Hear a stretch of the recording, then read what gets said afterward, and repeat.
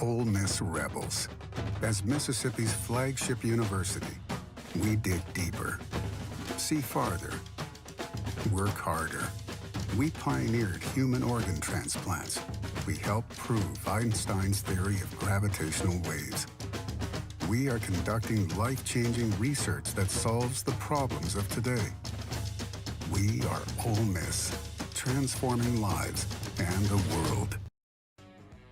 Hey, welcome to the POMcast with Stephen Willis. We're going to start in a few minutes, but I want to tell you to hit up our social sites, retweet, share, comment, like, do all of that stuff. It can only help us out and it'll make the show even better. But we're getting ready to give you a lot of good Ole Miss information, and I just thought I would tell you that because the POMcast is starting. Well, it's starting right now. Wait, no, that's a little early. It is starting right about now. Good morning, everybody. Happy Monday. Huge weekend in Oxford. Had a lot of fun watching that game, and Ole Miss takes care of Texas A&M 29-19.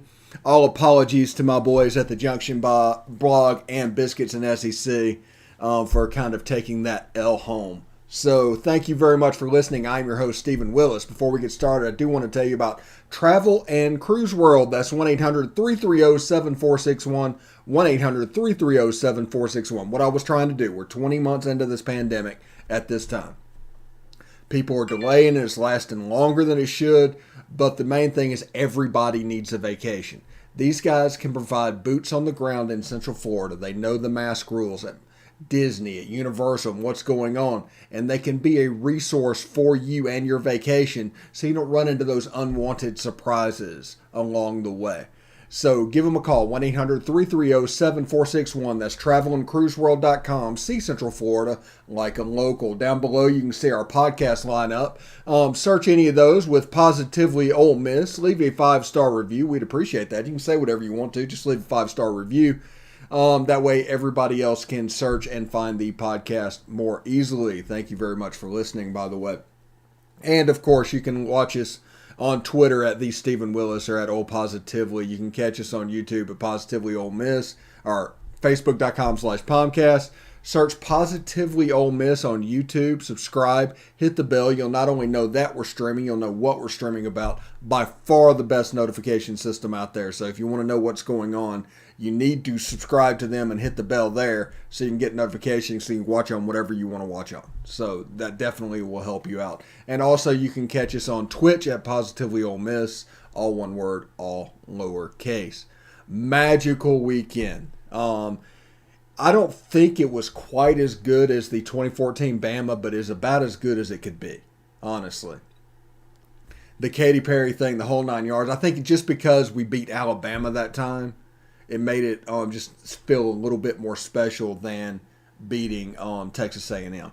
Now, in the first half of that game, it's one of the most dominant halves of defense I've ever seen Ole Miss play. It really goes back to like the 2008 Ole Miss game whenever you just felt bad for Mississippi State's quarterback. Second half, A&M adjusted. They're a good team with good players. They've been recruiting very highly the last few years. Made adjustments, was able to move the ball a little bit. They still had trouble getting into the end zone though. And other than Devin Achane, there was not really a weapon for A&M that was working. Achane was the avenue. He ended up going over 100 yards for the game. But he popped one, a lot like that little quick guy from Liberty last week. I'm curious about that, but that could just be the fact that they have better athletes than we have on defense in certain positions. So the super quick guy is going to get loose. Everybody talks about tackling as a problem. Tackling is a problem. Tackling is a symptom of your defense's talent level. If they're reacting on heart, if they're reacting on things like that, a talented team with good athletes is going to cause them to tackle less good because instead of wrapping up straight ahead, all of a sudden you're 2 feet away and you're doing arm tackles. So there's tackles that can be broken. And it's all because of the athleticism of the other team. So we have to improve on that side. We have to recruit to this defense. Now, one thing that has to be said, and I will hear nothing, I've told y'all all out. I did a graphic last week about the improvement of this defense. I've been calling this for 3 or 4 weeks at this point. and they came out and actually really defense won that game. Wasn't necessarily an offense. And I know that sounds weird with the offense gaining 400 yards in the first half. I understand that. But the defense won that game. The offense basically went away in the second half. Now, I think a little bit of that is Matt Corral's ankle, because I think he's still getting shot up. The Novocaine or whatever that is wears off a little bit. So that affects him. That happened also with the beat-up wide receivers in the second half. They just weren't as effective as they were. You see a drop pass. But if Ole Miss plays Auburn with that lineup, just as healthy as they are right now, what they started the Texas A&M game, that level of health, if they do that against Auburn, they win that game by a touchdown. That I have no doubts about. But it is what it is, honestly. But Ole Miss goes to 8-2. They've won 9 straight home games. They are 12-3 in their last 15. They're going for 9 in a row home games, and on Saturday. And I think they're in position. If you just look at it, their hardest road game at the beginning of their schedule is the next one that's going to be in doubt. I think they play Kentucky October 1st of next year, so they have a chance to get to 12 or 13 in a row at home. But the first 6 games of the season next year is extremely winnable. Georgia Tech next year, by the way. Looking forward to that. But they have a chance to start off in a way that can really help them out going into the end of the season. Now, Ole Miss has never had a tougher November. Never. You want to hear Ole Miss in November this year? Alabama, at Arkansas, and Mississippi State. And before Alabama, the last game in October is Texas A&M. So there has never been a harder close to the season. But we'll see what happens, what kind of momentum they can build going through. You can see our Egg Bowl countdown clock. We put that up. It's right there. Yeah. Going to have that run. That is set up, the countdown, until 6:30 Central on Thanksgiving night. So we are almost at 10 days exactly. At 6:30 tonight, we'll hit 10 days exactly until the kickoff of that game. So that is pretty cool. So I figured my whole thought on this was might as well just lean into it and have a good time. So we're going to lean into it and have a good time. So I'm looking forward to that game. The Ole Miss State game is going to be great. Now, I realize I live in Central Florida, and the odds of me running into an obnoxious State fan is almost nil. And you guys have to live with it and go back and forth every day. I get that. But I don't have to go through that. I'm not wired the same way that everybody else is. There's some people on my Twitter timeline last week, they talked about Mississippi State when Lane Kiffin picked State to win the game and everything. And yeah, it was a good pick. I like Mike Leach and everything. It was going on. But there's some people that got upset because part of their fandom is part of being an Ole Miss fan. They also think they have to root for Mississippi State to lose every game. You only have to root for Mississippi State to lose one game. And other than that, it's completely irrelevant. It doesn't affect you at all. You need them actually to win some games along the way. Them beating Auburn last week helped us out. We're still in the race. We're in second in the West. Now, Alabama needs to lose twice. They need to lose against Arkansas, and they need to lose against Auburn. And I don't think either one of those are going to happen. So in that case, we probably need Alabama to win out. If they were to win out and get on a roll and beat Arkansas, beat Auburn, and then beat Georgia, then Ole Miss would go to the Sugar Bowl.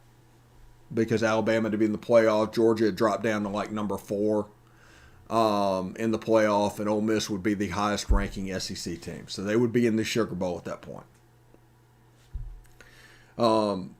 If Ole Miss wins out, I think the worst Ole Miss falls to is the Peach Bowl. So they're going to be in an Access Bowl. Think about that. That's 3 Access Bowls in 7 years. Think about that. At Ole Miss, 3 Access Bowls in 7 years. That's almost half the time playing on one of those super elite bowl games. Now, we haven't made the playoff, but that's called knocking on the door, people. People need to realize what that means. Now, and that happens with probation all in the middle. Those 5 years are for nothing, by the way. Hope everybody enjoyed living in the moment in those 5 years, but those 5 years were for nothing. Because nothing got interrupted.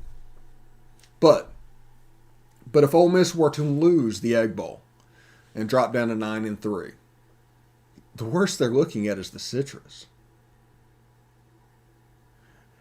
Orlando would love to have Ole Miss. Absolutely love to have Ole Miss down here. They don't think they're going to get them. Nobody thinks they're going to get them. Ole Miss is that surprise team that if Ole Miss were to lose a game, they would fall to the citrus, and the citrus would be over the moon. And if Ole Miss lost the Egg Bowl, they'd still come down here with 25,000 people. Because the Citrus Bowl is that big of a bowl. It's a successful season. If you go to the Citrus and above to a bowl game, it is a successful season. Ole Miss has a chance to win both their next two games and their bowl game for 11 wins. This program, in the history of the program, think Johnny Vault, think the whole 9 yards, has never won 11 games in a season. Think about that. 11 would be the program record. This is year 2. So now we've hit the point where people are going to talk about a top 10 team in November looking at an Access Bowl about what we can't do, what we can't have at Ole Miss, what we they need to get away from.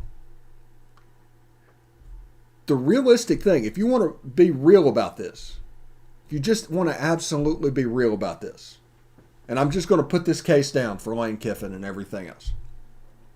Lane Kiffin is the perfect personality fit for Ole Miss. Everything he does, his online persona, everything is the perfect persona for Ole Miss. Ole Miss needs to embrace the shit out of that. Second, if Ole Miss can pay $7.5 to $8 million a year, which is the rumor that they can, and that pretty much comes from Keith Carter, who just said the simple answer was yes, they'd be able to pay whatever's necessary. Then money's not going to be the issue. The personality's not going to be the issue. I don't think anybody's telling Lane no. I think everything else is going to be able to be built, because this is the better thing. When you go to a, quote, blue blood, like I said, blue bloods don't really exist, but it's only basically a self-image at this point. If he were to go to Miami, there's going to be a group of people that's going to tell him how to do things. And this is how we do things. If he goes to Alabama, there's going to be a group of people, and he's going to talk about the Alabama way, and this is the way Nick Saban did this. If he goes to LSU, same thing's going to happen. This is the way we do things. There's going to be powerful boosters. At Ole Miss, he has the opportunity, and this is insanely close, to shape this program into his image. To build it exactly as it needs to be built. Because I look at progress as like a freeway. And you go down about 7 miles and there's an off-ramp. You can take that. And you go down about 7 more miles, there's an off-ramp. You can take that. At some point, you're going to take that off-ramp. But picture this interstate at Ole Miss as just a straight road going to one destination. There's not options along the way for you to mess this up. It's a straight thing. You can build it in your image and do what you need to do. Now, I understand we're not the most wealthy state in the union. I get that. But there's avenues for Ole Miss to build this up. Everybody talks about Arch Manning and his recruitment moving forward, that Georgia and all these people have NIL advantages. Does anybody actually really think that somebody named Manning in the state of Mississippi would not be a millionaire? I mean, it's crazy the amount of celebrity that comes with that name. They do that on TV. There's Manning's, Eli's Places on ESPN Plus. Archie's showing up. They're being courted by Caesars Sportsbook. Do we really think that on top of the national level stuff that Arch Manning would automatically be able to do, the local stuff in Mississippi wouldn't make up for the amount of money over anywhere in the country? That's crazy. That's a silly argument. That's not thought through. The 2023 class for Ole Miss has a chance to be the most special class in Ole Miss history. They are absolutely building blocks going to that. Ole Miss wins 10, 11 games going into next season. Nobody has anything to pitch to any player about Ole Miss. Because, like I told you, the culture of this program. One, let's see. It's all about the team. Pro mindset, right?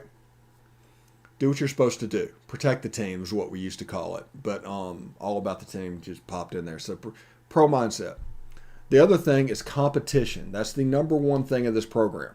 They're going to get better players than you expect, and they're going to make you compete against them to move forward on the depth chart. And by the time you get to Sunday, they're going to make practice really, really hard. And by the time you get to Saturday, you're going to be heads and shoulders above who you face. It's kind of what Alabama has now. And the other thing is fun.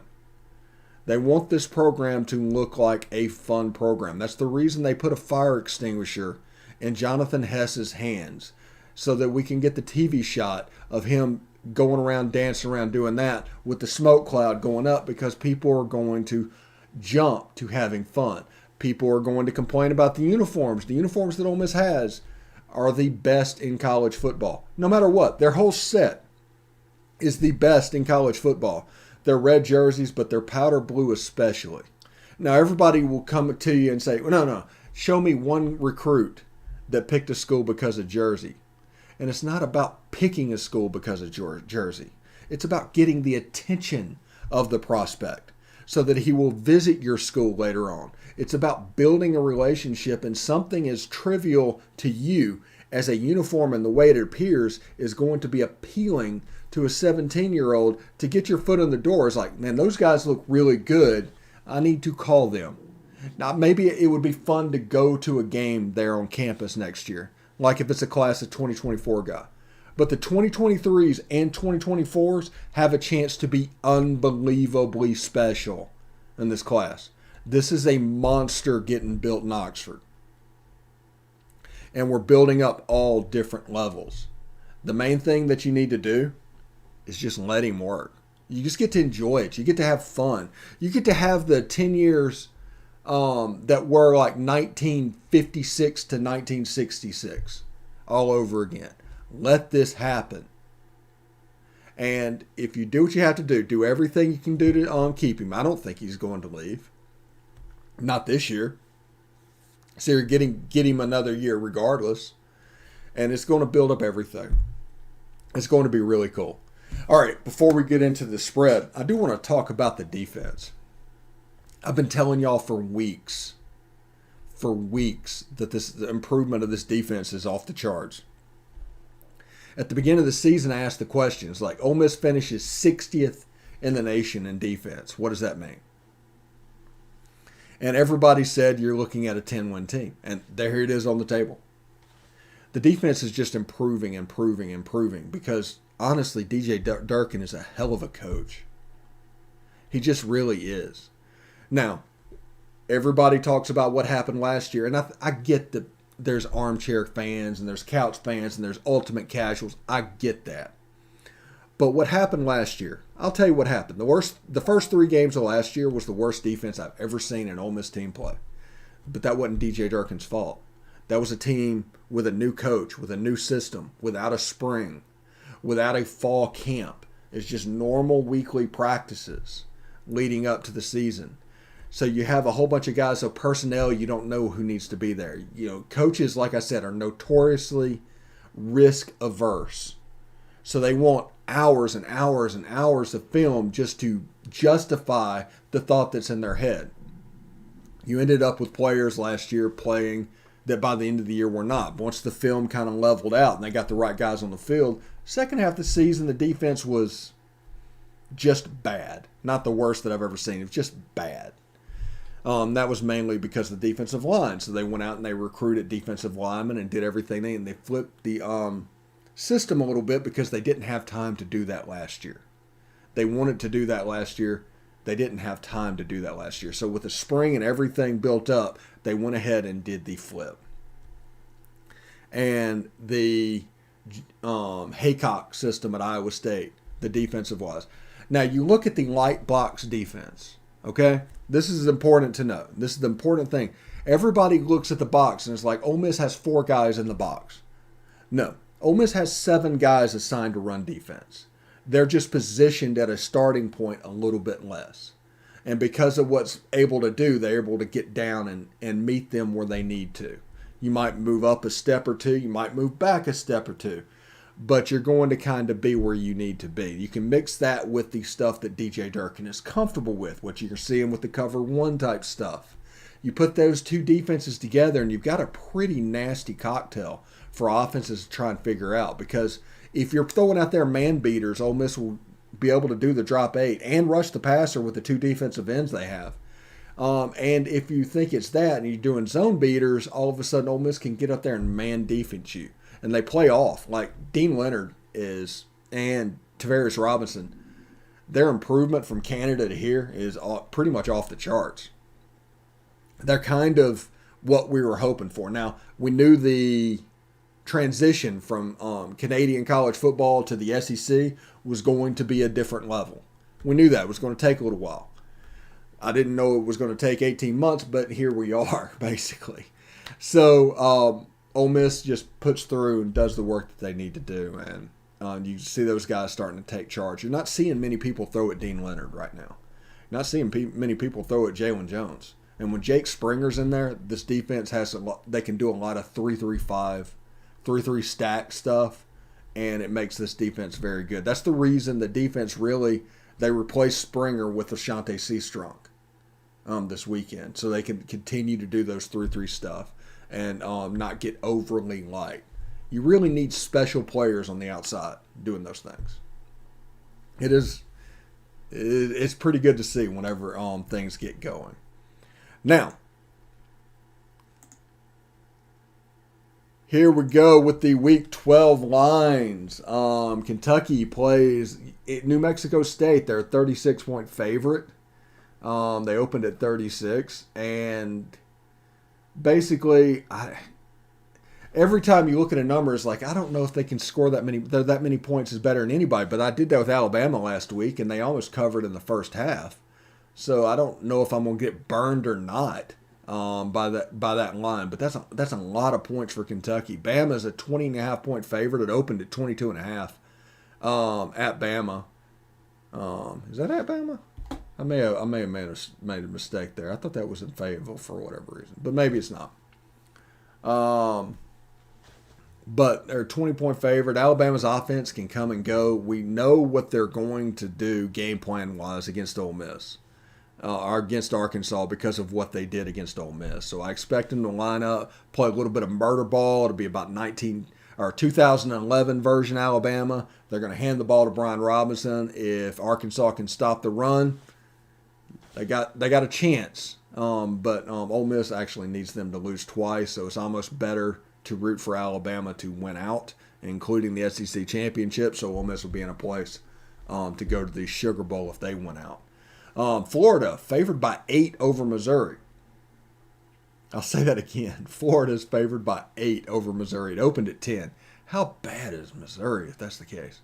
The game of the week last week, or whatever you want to call it, is Florida's 70-52 win over Samford, the Bulldogs. So that is interesting. So the line opened at 10. It's dropped down to 8 almost immediately. The game's at Missouri. I expect it to be cold. I think Florida's got locker room. Florida's got problems. I don't know where it is, but it might cost Dan Mullen his job, and a loss to Missouri might do it. But I just don't know. Auburn's favored over South Carolina by 7. It opened at 10. News broke that Bo Nix and Anders Carlson are out for the season. Bo Nix broke his ankle. And in that game where they just blew a 28-3 lead. But South Carolina, I just don't know. Like, we gave them credit for beating Florida, and then Florida does what they did last week, so South Carolina loses credit for doing that. And, it's TJ Finley time on the Plains. But it's a 7-point line at this point. Tennessee's favored by 27.5 over South Alabama. It opened at 27. Tennessee's been dangerous. They've been fun to watch.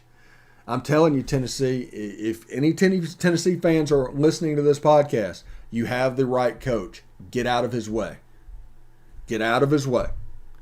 And just let him work.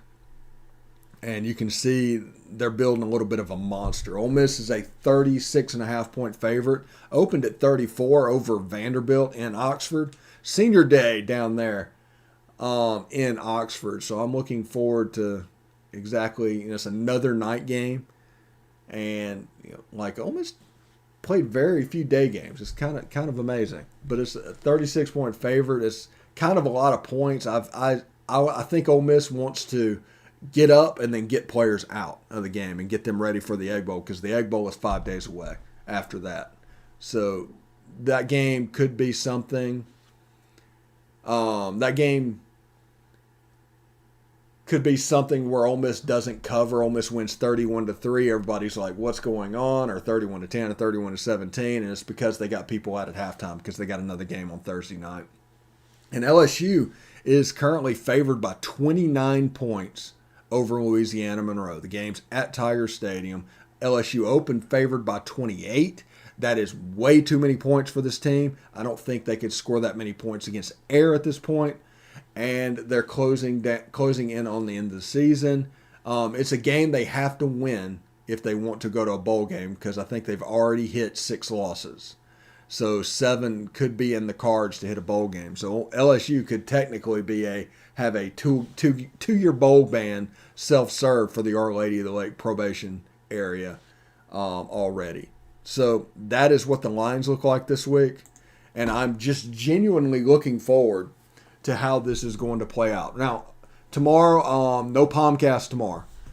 Tomorrow I've got to go over to Tampa General and get a CAT scan to get started for my procedure.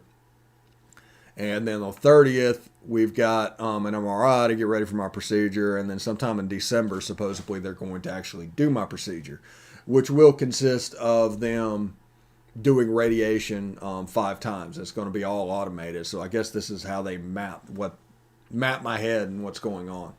Now, they probably wouldn't even need necessarily an MRI if it was anywhere else, but it's in my head, and I'm kind of partial to what's going on up there. So it should be a decent event, but we're starting the weirdness on schedule. So tomorrow morning, I go do my CAT scan. Hopefully tomorrow during the day, we'll be able to record with Bill Flowers and the Biscuits and SEC guys for this weekend. But no POMcast. So don't expect us to be live. We're also not going to have any Beast of the East or Best of the West this week. This is going to start the schedule fluidity. Now realize that we got some interesting, fun stuff planned. Hopefully starting in December. But mainly after the new year. We're going to get that announcement out to you as soon as possible, whenever we can. But it'll be really cool and kind of provide everybody a nice little portfolio in order to sell ads and do whatever they're doing. So we're going to try and bring some people into the tent. And Nasty Natty Gaming wants to be on a podcast. You were just on a podcast. Congratulations. And hope everybody has a good time. This was a great week. We'll do our Know Thy Enemy on Wednesday for Vandy, and we'll be able to move on from there. So thank you very much for tuning in today. And honestly, I'm just really glad you did. So tune in to, Wednesday for the POMcast, Wednesday for SEC After Dark, and then we'll start our Talking Ball and all that with Bill Flowers. But just realize that it's gonna get a little bit wonky moving forward. It's going to get a little wonky with the schedule. So thank you very much for tuning in. We'll catch you Wednesday morning, 11 a.m. Eastern, 10 a.m. Central, and we should have a lot of good time, a lot of good contact. Get ready for the doors. Hotty toddy.